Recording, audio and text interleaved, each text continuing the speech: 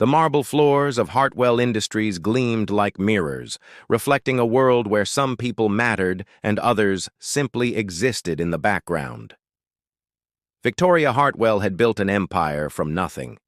At 42, she commanded boardrooms with the same precision her father had once commanded factory floors. Forbes called her ruthless. Wall Street called her brilliant. Her employees called her the Ice Queen when they thought she couldn't hear. She never looked down, not at the floors she walked on, and certainly not at the man who cleaned them. Miguel Santos pushed his mop across the executive suite every evening at precisely 6:47 p.m. after the important people had gone home. He'd worked the night shift at Hartwell Industries for 7 years, invisible as the air Victoria breathed, while she negotiated million-dollar deals in her corner office. He scrubbed coffee stains from the break room and emptied trash bins filled with the remnants of other people's ambitions. Their worlds existed in parallel lines, never meant to intersect, until the night everything changed. It started with a headache. Victoria dismissed it during her presentation to the board, powering through her quarterly projections while white spots danced at the edges of her vision. By the time the meeting ended, her words had begun to slur. Her assistant Jennifer noticed first. "Ms. Hartwell, are you feeling all right?" Victoria waved her off, irritation masking the fear creeping up her spine. "I'm fine. Just tired. Cancel my dinner with the Goldman representatives." But she wasn't fine. By 6:30 p.m., the office had emptied, and Victoria sat alone in her chair, unable to stand. Her right arm hung uselessly at her side. When she tried to call for help, her phone slipped from her trembling fingers, skittering under the desk, impossibly far away. The lights in the building began their automated shutdown, section by section, darkness swallowing the halls like a rising tide. Victoria's breath came in short gasps. She was having a stroke. She knew enough to recognize the symptoms, had sat through enough mandatory health seminars she'd never paid attention to. "I'm going to die here," she thought, alone in the empire she'd built, surrounded by awards and achievements that suddenly meant nothing at all. That's when she heard it, the rhythmic swish of a mop against marble, accompanied by soft humming. A Mexican folk song her nanny used to sing decades ago, before Victoria had learned that sentiment was weakness. "A help," she managed. Barely a whisper. The humming stopped.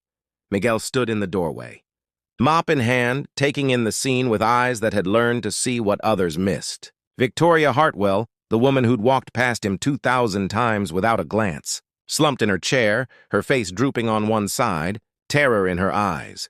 He didn't hesitate. "I'm calling 911, he said, his accented English calm and steady. But when he pulled out his phone, he saw the time, 6:51 p.m. He'd learned the hard way that ambulances could take 30 minutes or more to navigate downtown traffic at this hour. He looked at Victoria, really looked at her, and made a decision. "I'm taking you myself. It'll be faster." Victoria wanted to protest. Some distant part of her recoiled at the indignity of it all, but she couldn't form the words. Miguel moved with surprising speed, gathering her jacket, her purse, supporting her weight as he guided her toward the elevator. She leaned against him because she had no choice. Her independence stripped away as cleanly as he stripped wax from floors.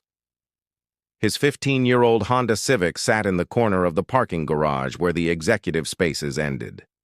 Victoria had never been to this part of the building. Miguel settled her into the passenger seat with gentle hands, fastening her seatbelt like she was something precious, something worth saving. "Hospital Metropolitano," he said, more to himself than to her. "My daughter, she had appendicitis last year. I know every shortcut." He drove like he knew the city's secrets, through alleys Victoria didn't know existed, down one-way streets that somehow got them closer, around construction that would have trapped them. He spoke to her the whole time, his voice a lifeline in the darkness threatening to pull her under. "Stay with me, Ms. Hartwell.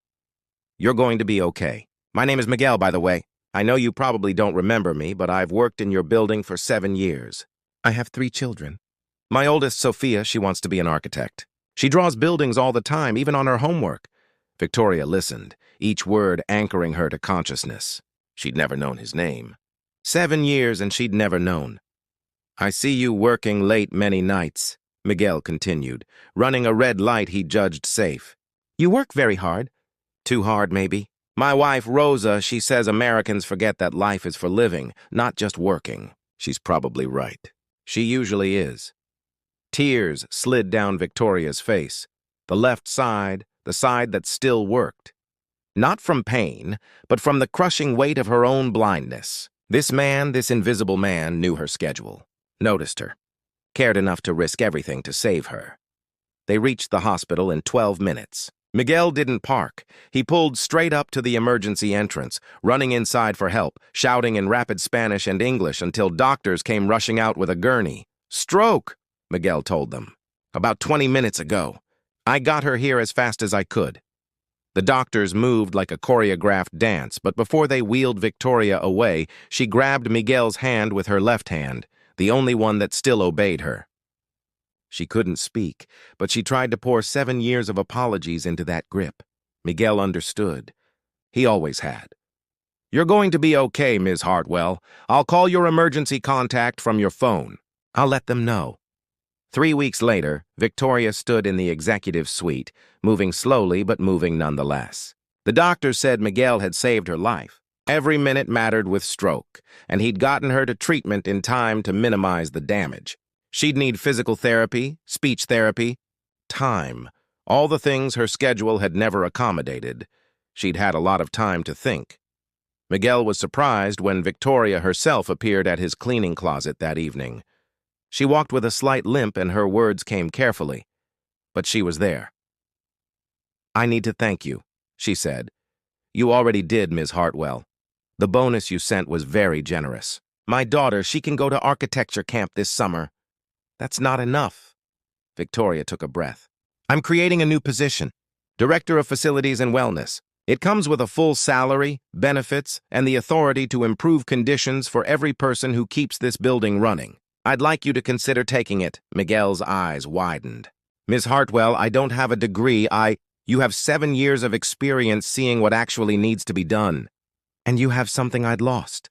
The ability to see people. She paused. I was dying and you saved me. Not because you had to, but because you could. That's leadership. Miguel accepted. But more than that, Victoria learned to see, really see the people who made her empire possible. She learned their names, their stories, their dreams. She installed better break rooms, improved pay, created pathways for advancement. She started leaving her office at reasonable hours, and every evening at 6:47 p.m., she made it a point to say goodnight to whoever was starting their shift, to acknowledge the people who worked while others slept, who cleaned up after others, who existed in the margins, because she'd learned, on the worst night of her life, that there are no margins. There are only people, and every single one of them matters.